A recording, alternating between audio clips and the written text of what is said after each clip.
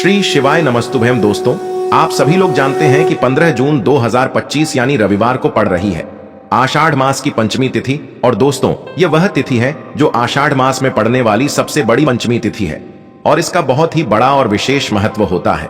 पूज्य गुरु जी ने कहा है कि अगर कभी भी मौका लग जाए तो आप लोगों को पीपल के पत्ते पर राम लिखकर बहुत छोटा सा उपाय करना है। इन दोनों का संयोग बहुत ही कम आता है।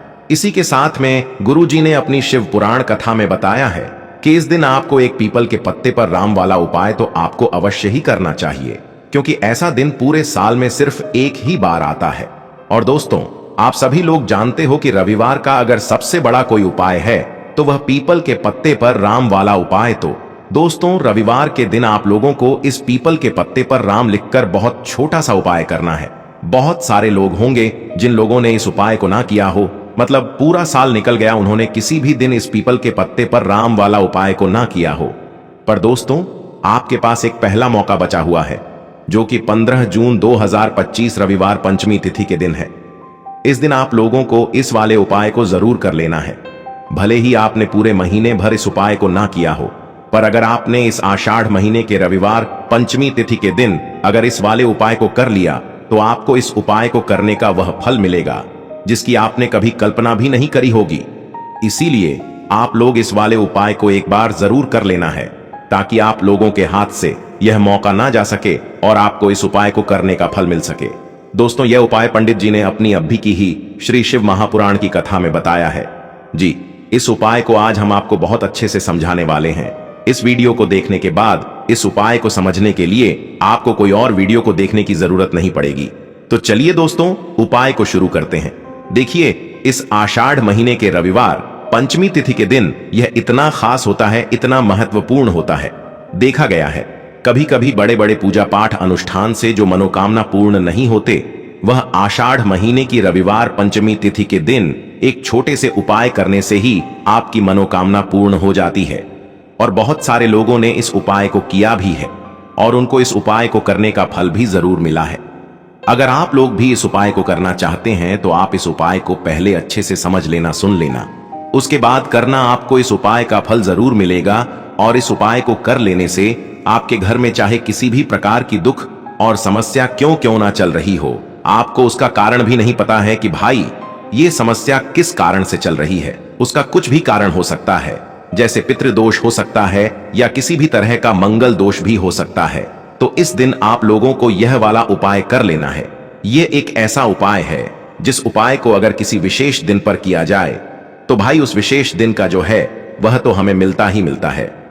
पर हमने उस दिन पर इस उपाय को किया है तो हमें उससे भी बड़ा फल मिलता है और फल बहुत जल्दी मिलता है, क्योंकि आप इस उपाय को बहुत ही बड़े और विशेष दिन पर कर रहे हो। तो चलिए अब उपाय के बारे में बात करते हैं, लेकिन उससे पहले आप लोगों को यह जानना आवश्यक है कि आखिर यह उपाय किस समय करना है, किसको करना है और कैसे करना है। तो चलिए हम आगे आपको वीडियो में एक एक करके बता देते हैं। लेकिन उससे पहले अगर आप लोग हमारे चैनल पर पहली बार आए हैं या फिर मेरी आवाज आज पहली बार सुन रहे हैं तो हमारे चैनल को सब्सक्राइब जरूर कर लेना और इस वीडियो को लाइक करके कमेंट बॉक्स में श्री शिवाय नमस्तुभयम, ओम नमः शिवाय जरूर टाइप कर देना।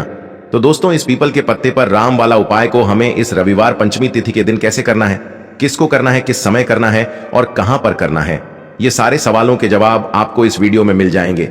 और जो ये वीडियो देखेगा भाई, उसको पीपल के पत्ते पर राम वाला उपाय जरूर करना चाहिए, क्योंकि इस दिन पीपल के पत्ते का भी बहुत ही बड़ा और विशेष महत्व होता है। आ जाए पीपल के पत्ते पर राम वाला उपाय की तो यह सोने पर सुहागा वाली बात हो जाती है और यह एक बहुत ही बड़ा उपाय हो जाता है इस रविवार पंचमी तिथि का। तो अब दोस्तों, इस पीपल के पत्ते पर राम वाला उपाय को आखिर करना किसको है, सबसे पहले हम लोग वह बात जान लेते हैं। तो देखो, घर की जो बड़ी माताएं बहनें होती हैं, उन माताओं बहनों में से कोई भी एक बड़ी माता बहन इस वाले उपाय को कर सकती है। और दोस्तों, अगर आप चाहे तो अपने घर में से सभी सदस्यों को भी इस उपाय को करवा सकते हैं। अगर किसी व्यक्ति की खुद की कोई मनोकामना है, खुद की कोई दुख और परेशानी है जो कि वह अपने लिए ही करना चाहता है इस वाले उपाय को, तो वह खुद अपने लिए भी कर सकता है। बाकी अगर कोई घर में से ऐसा है जो कि अपने पूरे घर परिवार की सुख और शांति के लिए यह वाला उपाय करना चाहता है तो भाई वह भी कर सकता है, उसमें भी कोई दिक्कत वाली बात नहीं है। कहने का मतलब यह है कि इस उपाय को हर एक सदस्य भी कर सकता है और पूरे घर परिवार के सदस्य के लिए घर की बड़ी माताओं बहनों में से कोई एक माता बहन भी कर सकती है। माताएं बहनें अगर घर में उपस्थित ना हो या वह यह वाला उपाय ना कर पा रही हो तो फिर घर का कोई बड़ा सदस्य भी इस पीपल के पत्ते पर राम वाला उपाय को कर सकता है, चाहे फिर वह पुरुष ही क्यों ना हो, उसमें कोई भी दिक्कत वाली बात नहीं है। उसके बाद में दोस्तों जो अगला प्रश्न निकल कर आता है वह यह आता है इस उपाय को लेकर कि आखिर इस उपाय को हमें किस समय करना है, सुबह के समय करना है कि शाम के समय करना है। तो देखो, इस वाले उपाय को आप लोग सुबह के समय भी कर सकते हो और शाम के समय प्रदोष काल में भी कर सकते हो। अब अगर आप पूछो कि भाई साहब सबसे उत्तम समय कौन रहेगा इस पीपल के पत्ते पर राम वाला उपाय को करने का, तो हम आपसे बस यही कहेंगे कि इस उपाय को आप सुबह के समय करेंगे तो ज्यादा बेहतर होगा। बाकी अगर प्रदोष काल शाम के समय भी करेंगे तो भी अच्छा होगा, उसमें कोई भी दिक्कत वाली बात नहीं है।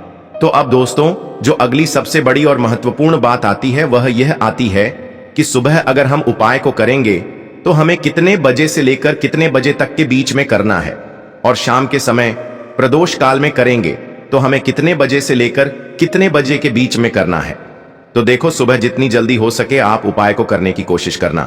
बाकी अगर किसी कारणवश लेट भी हो जाओ, थोड़ी देर भी हो आए, तो 10 या 11 बजे तक भी आप उपाय कर लेना, पर 12 बजे से ज्यादा देरी ना हो, ठीक है, इस बात का ध्यान रखना। उसके बाद में दोस्तों अगर शाम के समय प्रदोष काल की बात करें, प्रदोष काल का जो समय होता है वह शाम के 6 बजे से शुरू हो जाता है। मतलब शाम के 6 बजे से लेकर 7 बजे के बीच का जो समय होता है यह समय प्रदोष काल का समय होता है। तो आप इस उपाय को 7 या 8 बजे के बीच में भी कर सकते हो। मतलब शाम के 6 बजे से रात 8 बजे के बीच में आप कभी भी इस वाले उपाय को कर सकते हो, उसमें कोई भी दिक्कत वाली बात नहीं है। हमें किसी भी दिन आपको पीपल के पत्ते पर राम लिखकर बहुत छोटा सा उपाय करना है। ऐसा समझ लीजिए जितने भी आपके शत्रु हैं, जो भी आपके विरोधी हैं, दुश्मन हैं, जो आपको हर तरफ से परेशान कर रहे हैं, अब उन शत्रुओं की अकड़ निकलेगी। शत्रु का किया कराया भी तुरंत हट जाएगा जब रविवार में आप इस छोटे से उपाय को करेंगे। तो देखिए, आज की वीडियो विशेषकर उन लोगों के लिए ही है जो अपने जीवन में शत्रुओं से और दुश्मन से बहुत ज्यादा परेशान हो चुके हैं। देखिए, जगत जननी मां जगदम्बा का हम रविवार में पूजन करते हैं और उनसे जुड़े हुए उपाय करते हैं। साथ ही साथ आपको बता दें कि रविवार में संकट मोचन हनुमान जी का पूजन करने से और उनसे जुड़े हुए कुछ उपाय करने से जीवन के बड़े से बड़े कष्ट भी क्षण भर में दूर हो जाते हैं। तब बहुत कम समय में आपके शत्रु और आपके विरोधी आपके जीवन से दूर हो जाएंगे। आपके दुश्मन लाख कोशिश करने के बाद भी आपका बाल भी बांका नहीं कर पाएंगे अगर आप रविवार में इस छोटे से उपाय को कर लेते हैं। अब देखिए, आज का जो समय है यह कलयुग का समय है और कलयुग के एकमात्र देवता जो अपने भक्तों के जीवन से सारे कष्टों को दूर कर देते हैं वह स्वयं है संकट मोचन हनुमान जी। और संकट मोचन हनुमान जी का पूजन अगर आप रविवार में करते हैं और उनसे जुड़ा हुआ यह छोटा सा उपाय अगर आप रविवार में किसी भी दिन कर लेते हैं, तो ऐसा समझ लीजिए आपके जो शत्रु हैं, आपके जो विरोधी, आपके जो दुश्मन हैं, ये किसी भी तरह से आपको परेशान करने का प्रयास कर लें, आपका बाल भी बांका नहीं कर पाएंगे।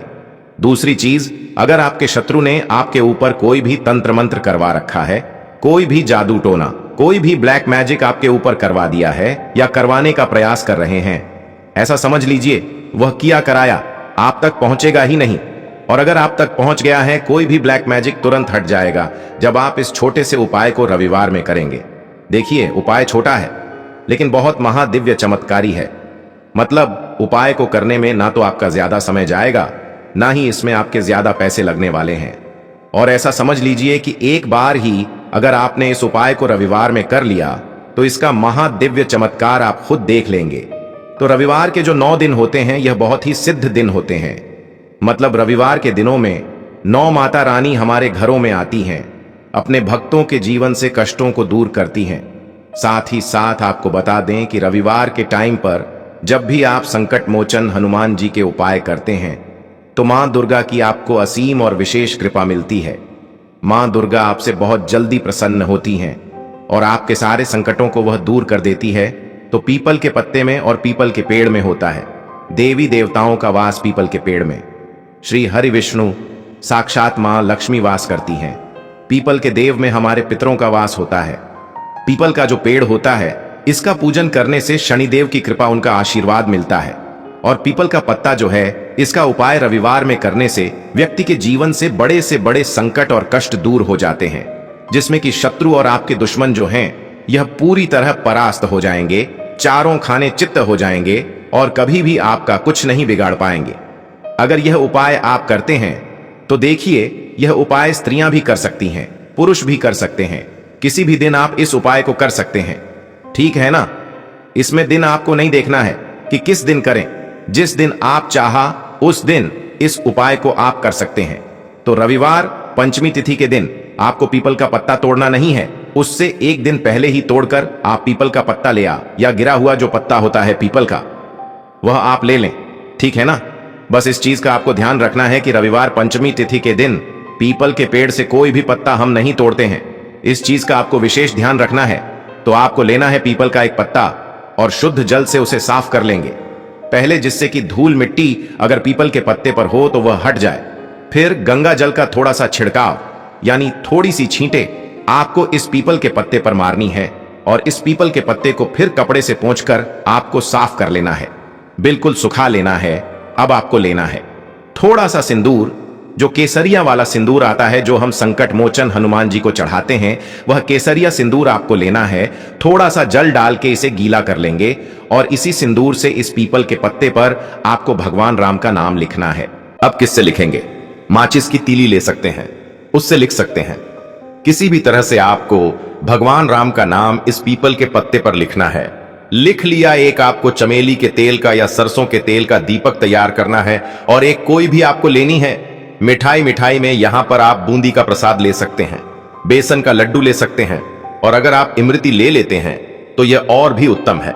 देखिए, इमरती का जो भोग होता है यह संकट मोचन हनुमान जी को बहुत ज्यादा प्रिय है। अब यह सारी चीजें लेकर आपको जाना है संकट मोचन हनुमान जी के मंदिर में। तो देखिए, सबसे पहले आपको संकट मोचन हनुमान जी के सामने यह दीप प्रज्वलित करना है जो आप लेकर के गए हैं। चाहे आपने चमेली के तेल का दीपक तैयार करा है या सरसों के तेल का, सबसे पहले दीपक आप जला देंगे और दीप जलाने के बाद आपको जो पीपल का पत्ता आप लेकर के गए थे वह पत्ता आपको संकट मोचन हनुमान जी को अर्पित करना है, वहां चढ़ाना है।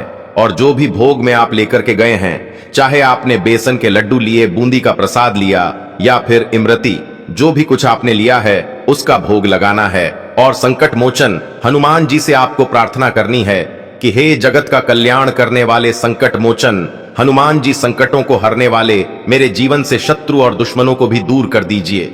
शत्रु का किया कराया तंत्र मंत्र सब कुछ हट जाए, ऐसी कृपा मुझ पर कीजिए। इस तरह से आपको प्रार्थना करनी है और 108 बार जय श्री राम जय सीताराम, जय श्री राम जय सीताराम, जय श्री राम जय सीताराम, इस तरह से आपको जयकारा लगाना है, क्योंकि भगवान राम का नाम संकट मोचन हनुमान जी को सबसे ज्यादा प्रिय है। तो जयकारा लगा देंगे। और देखिए, अगर एक बार हनुमान चालीसा पढ़ पाएं तो आप एक बार हनुमान चालीसा ऐसा जरूर पढ़ें, ठीक है ना। ज्यादा बार नहीं तो एक बार जरूर पढ़ें। जयकारा तो आपको बिल्कुल से लगाना है और इस छोटे से उपाय को किसी भी दिन कर लीजिए, सुबह कर लीजिए, शाम को कर लीजिए, और किसी भी दिन, जैसे रविवार की तिथि जो होती है ना, यह बहुत बड़ी होती है, आप उस दिन भी इस उपाय को कर सकते हैं। जरूर से करें। शत्रुओं और दुश्मन, आपके जो विरोधी हैं, यह पूरी तरह चारों खाने चित हो जाएंगे और आपका बाल भी वहां का नहीं कर पाएंगे। तो देखिए, इस उपाय को आप 9 दिन भी कर सकते हैं, 2-3 बार भी कर सकते हैं। अगर आप ज्यादा बार नहीं कर पा रहे हैं तो एक बार आपको इस उपाय को जरूर से करना चाहिए। तो देखिए, इस उपाय को करने से जो आपके सामने से शत्रु हैं वह भी परास्त हो जाएंगे। जो पीठ पीछे वार करते हैं, पीठ पीछे तंत्र मंत्र करवाते हैं, वह शत्रु भी चारों खाने चित्त हो जाएंगे। बस छोटा सा उपाय है, जरूर करें। तो देखिए, अब बात कर लेते हैं अपने एक बहुत छोटे से उपाय की, जिसे रविवार में करने से आपकी हर मनोकामना पूरी हो जाती है। यह उपाय आप अपने घर पर ही कर सकते हैं, कहीं जाने की आवश्यकता नहीं है। कोई भी ऐसी विश जो बहुत लंबे समय से अधूरी है, पूरी नहीं हो रही है, या धन को लेकर आप बहुत परेशान हैं, या घर में संकट कष्ट बहुत आते हैं, बीमारियां बहुत आती हैं, तो एक लाल पुष्प जैसे कि गुलाब का फूल भी लाल होता है, आप जरूर से अपने घर के मंदिर में मां दुर्गा को अर्पित करें और एक देसी घी का दीपक लाल बाती का जलाकर मां का पूजन करें। रविवार में अगर लाल रंग से जुड़ा हुआ यह उपाय आप करते हैं, आपकी सारी मनोरथ, सारी मनोकामनाएं मां पूरा कर देंगी, क्योंकि लाल रंग मां दुर्गा को बहुत प्रिय है। लाल पुष्प और लाल रंग की बाती का दीपक आपकी बड़ी से बड़ी मनोकामना को भी पूरा कर देगा। रविवार में यह उपाय आप किसी भी दिन कर सकते हैं। दूसरे उपाय की हल्दी वाला जल आपको अपने घर में किस जगह पर डालना है और उपाय को कैसे करना है और कैसे यह हल्दी वाला जलते आषाढ़ महीने का रविवार पंचमी तिथि के दिन जब आप अपने घर में डालते हैं, छींट है, उपाय को करते हैं, तो सीधे सीधे मां लक्ष्मी आपसे प्रसन्न होकर आपके घर में आती हैं और श्री हरि विष्णु के साथ आती हैं। स्थिर लक्ष्मी का आपके घर में वास होता है। कहने का मतलब है कि फिर कभी भी मां लक्ष्मी आपके घर को छोड़कर नहीं जाती है। जो लोग कहते हैं कि हमारे घर में धन तो आता है लेकिन चला जाता है, लेकिन फिजूल खर्ची बहुत है। धन तो घर में आता है लेकिन तिजोरी कभी धन से भरी नहीं रहती है, खाली हो जाती है। तो 90% लोग ऐसे होते हैं जिनके जीवन में यह समस्या होती है कि हमारे घर में स्थिर लक्ष्मी का वास नहीं है। देखिए, हम सभी चाहते हैं ना कि मां लक्ष्मी और श्री हरि विष्णु हमेशा हमारे घर में रहे, उनका आशीर्वाद बना रहे, हम हमारे जीवन के जितने भी दुख हैं उनका सामना जो है बहुत आसानी से कर सके। देखिए, जब व्यक्ति के पास पैसा नहीं होता है ना, तो वह बहुत सारे कष्ट दुख उसके जीवन में जब आते हैं उनका सामना भी नहीं कर पाता है। और जब उसका आर्थिक पक्ष मजबूत होता है तो बहुत सारी समस्याएं उसे अपने जीवन में जो आती हैं वह छोटी लगती हैं। लेकिन अगर पैसा भी पास नहीं है तो छोटी छोटी प्रॉब्लम्स और छोटी छोटी चीजें जो हमारे जीवन में आती हैं वह भी बहुत बड़ी लगने लगती हैं। तो आपको करना क्या है? आपको यहां पर लेना है गंगा जल।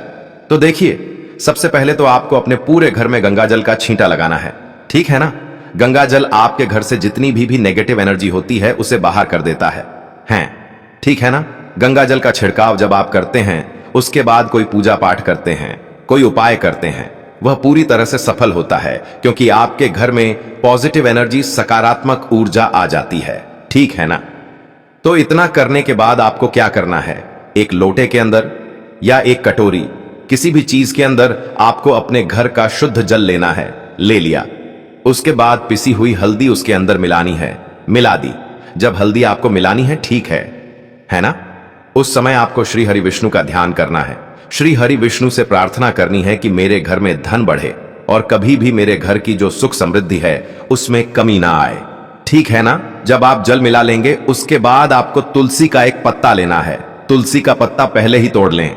रविवार के दिन भूलकर भी आपको नहीं तोड़ना है तो वाले दिन नहीं तोड़ेंगे, उससे पहले ही तुलसी का पत्ता तोड़कर रख लें।